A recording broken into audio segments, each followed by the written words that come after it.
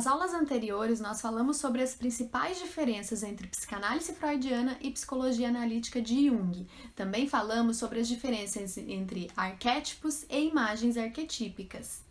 Nesta aula, nós vamos adentrar nos conceitos de Jung. Hoje eu vou falar então sobre os arquétipos de persona e de sombra.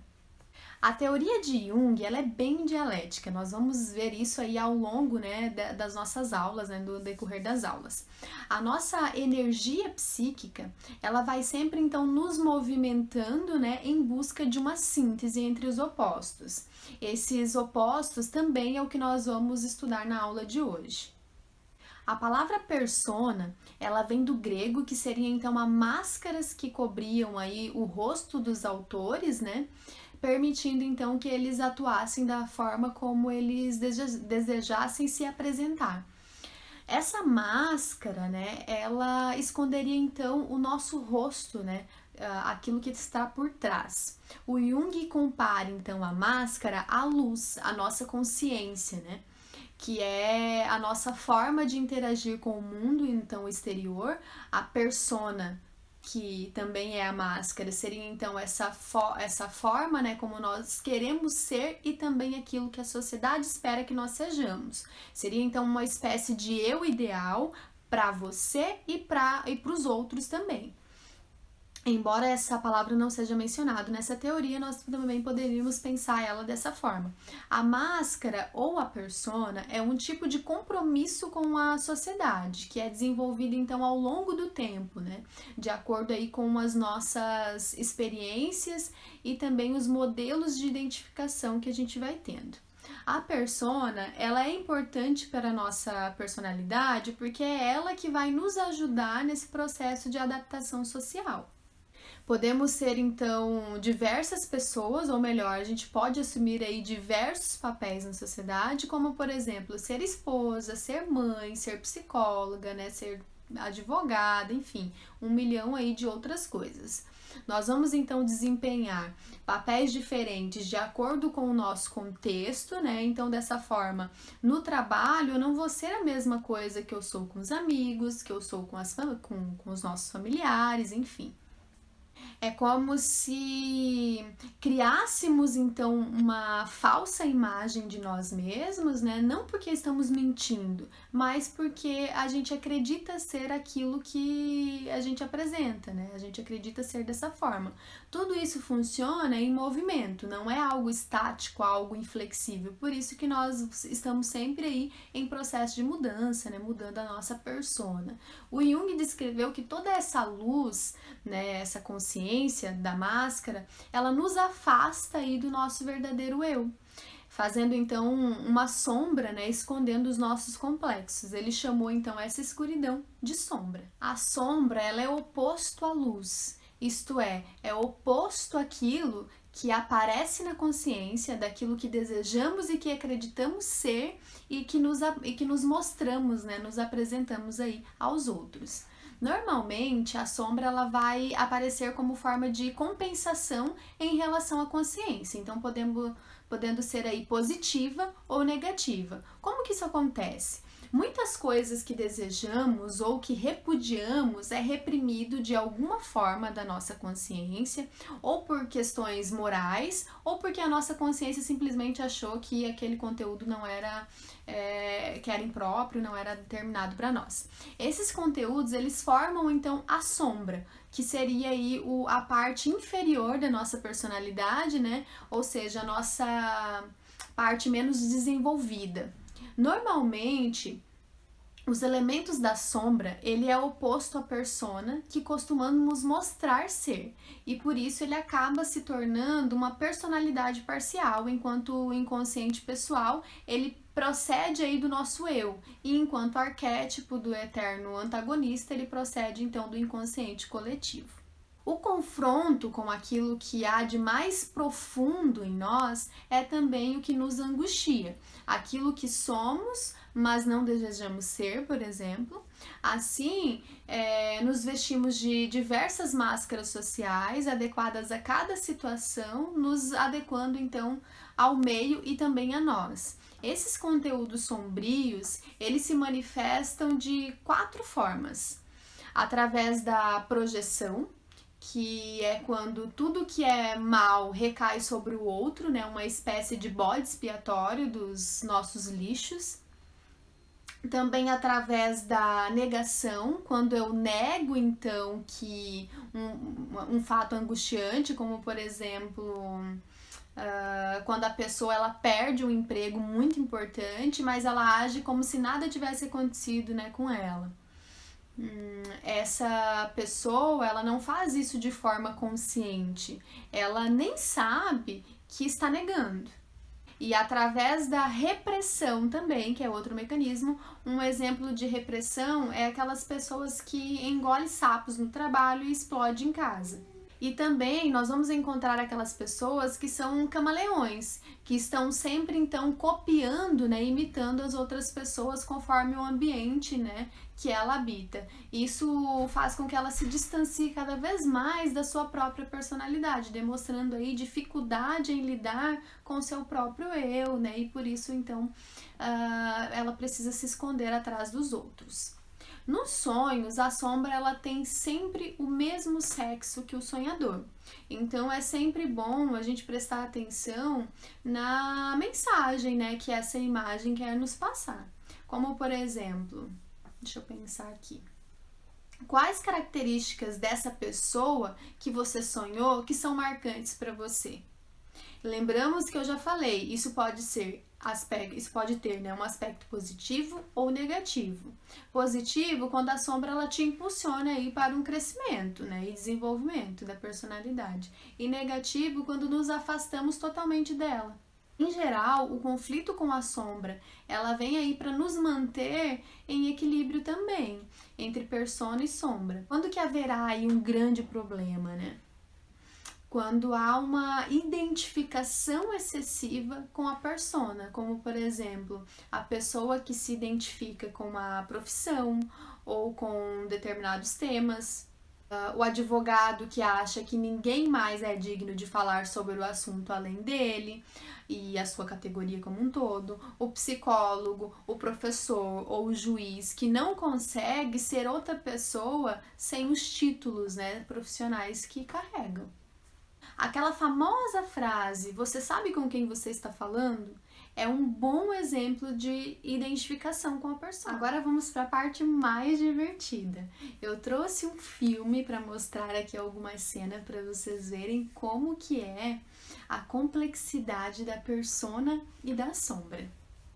O filme Persona é o nome do filme, dirigido por Ingmar Bergman. A personagem vivida por Levi Woman, interpretada por Elizabeth Vogler, serve como máscara então para a enfermeira Alma, interpretada por Bibi Anderson. Vamos dar uma olhadinha na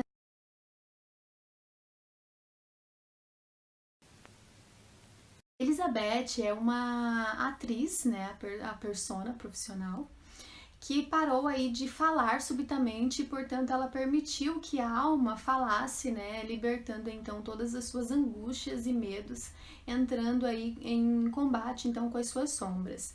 Em determinado momento, Bergman, ele nos proporciona então um monólogo em que a personagem de Bibi Anderson, ela revela então as sombras, né? O diretor, ele repete a cena 2 vezes. Em uma, a câmera ela está fixada em Bibi, e em outra em Liv, né? A Liv fica calada. O curioso é como que a técnica ela compõe a ideia de sombra, né, e persona ali, né, de Jung. Uma vez apresentando então de uma de cada vez, ele permite que cada persona ela tenha a sua ocasião.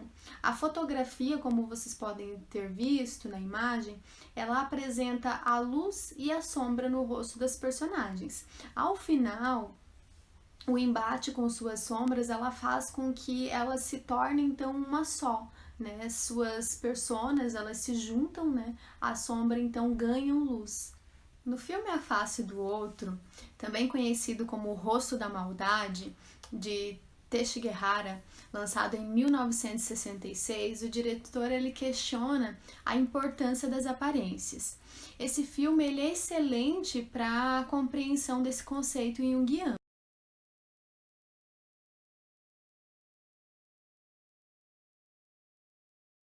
O filme conta a história de um homem que sofre então um acidente, e ele acaba tendo então o rosto todo queimado, né? Ele fica aí com a com toda a parte da pele que cobre o rosto desconfigurada. A barreira que impede ele então de viver uma vida normal em sociedade logo faz ele enfrentar aí um processo de despersonalização. Progressivamente ele vai se encarando menos, né, e não consegue se ver como indivíduo. Ele fala o tempo todo sobre isso. As suas falas são sempre marcadas por essa falta de identificação.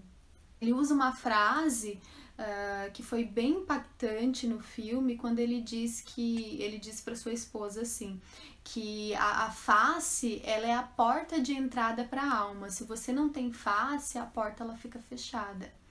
Ele se sente um monstro por não ter a face. Isso acontece porque nós precisamos da nossa máscara, né, para a adaptação social, para o controle dos nossos impulsos, né, mais selvagens. Essa despersonalização que ele sofre é como se ele entrasse em transe. A personalidade parece ficar fragmentada, mas antes que isso aconteça, ele busca então ajuda aí com um médico para a construção então desse rosto, né, dar um novo rosto. O médico ele adverte que essa face de um outro, ela pode provocar aí uma dissociação, né, do eu verdadeiro, né, do eu original, uma vez que pode não mais se identificar com seus valores mais antigos, né, e os limites que tinha. Ainda no início, né, o médico aparece falando sobre os complexos de inferioridade que causam buracos na nossa psique, e o médico ele desejava preencher então esses buracos. O médico ele fala também de uma coisa muito importante da máscara, que ele fala das réplicas dos dedos, dos braços, né, e o perigo de se replicar um rosto, pois os complexos também poderiam então moldar esse rosto. Quando o paciente ele é então submetido a essa transformação, né, para um outro rosto, ele começa então a se comportar diferente. Isso é muito interessante da gente poder pensar, porque é muito verdadeiro isso, né? A máscara ela começa a deixar ele mais ousado. As roupas que ele começa a vestir também ganham outra aparência. Agora quem decide não é mais a pessoa, e sim a máscara. A máscara ela começa a escolher e começa a decidir por você, inclusive as suas roupas. O médico percebe e ele tenta alertar o paciente, mas ele parece não entender, ele não se preocupa com isso. Tem pessoas que usam as máscaras para fugir de si mesmo, de seus complexos, porque existe aí uma vida dupla, né, quando se usa a máscara. Quando ele reconhece, aliás, quando ele é reconhecido pela voz, né, ele se sente descoberto, como se fosse assim, nossa, uma falha muito gravíssima, né? A máscara que antes foi feita para uma finalidade terapêutica, ela perde então o seu principal valor, né, e leva ele a essa destruição. Isso é percebido quando ele tira a máscara e ele se sente fragmentado. Há uma forte identificação com a persona. Quando ele tira a máscara, ele esquece quem ele é. Ele fica confuso. Nesse momento, parece haver uma fragmentação. A máscara, ela começa a ganhar então vida, né? Uma outra fala do médico também que levanta bastante a reflexão sobre essa identificação com a máscara é quando ele diz que algumas máscaras saem, né? A gente tira, e outras não. Outras ficam presas, né? E aqui entra, né, uma coisa muito importante que é quando nós precisamos da máscara, da persona, para elevar o nosso ego e tornar ele mais autônomo, mas a gente não pode acreditar que nós somos a máscara, a gente não pode ficar presos nela. É como se nós ultrapassássemos o métron quando a gente faz isso e caíssemos no híbris, que é a desmedida humana. No filme, o médico ele usa a frase de que os homens não têm asas, não importa o quanto eles sobem, uma hora cai de volta para a terra.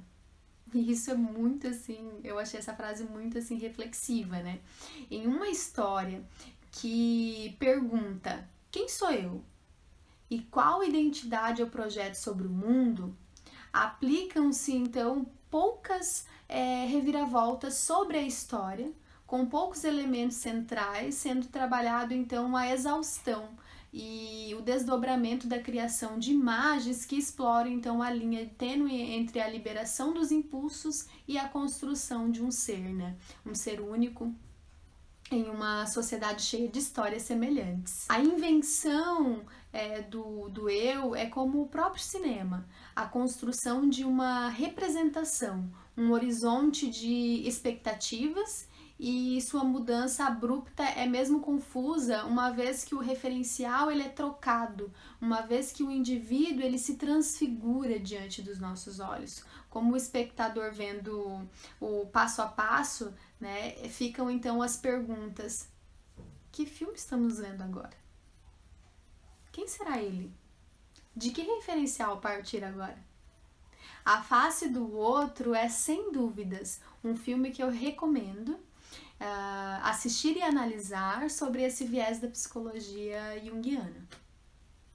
O filme ele é bem raro de ser encontrado, eu consegui achar assim, um DVD usado numa locadora antiga em Porto Alegre. Na internet eu não consegui encontrar ele de forma alguma, mas eu também não sou muito entendida dessas coisas da internet. Mas quem conseguir assistir vale muito a pena, eu super recomendo. Como exercício para a gente exercitar aí, né, para você identificar como anda seu arquétipo de sombra e persona, eu deixo para vocês então, faça uma lista dos ambientes que você frequenta e como você se comporta em cada um deles. Preste bem atenção se você se identifica mais com algum tema, né, ou com alguém, alguma pessoa, e por que você não consegue ser a mesma pessoa em lugares diferentes, o que te deixa mais desconfortável. Se você ficou com alguma dúvida, né, em relação a esse assunto, né, sobre esses conteúdos abordados até aqui, deixa aqui nos comentários que eu vou depois estar respondendo cada um depois, né, em outro momento. Até a nossa próxima aula!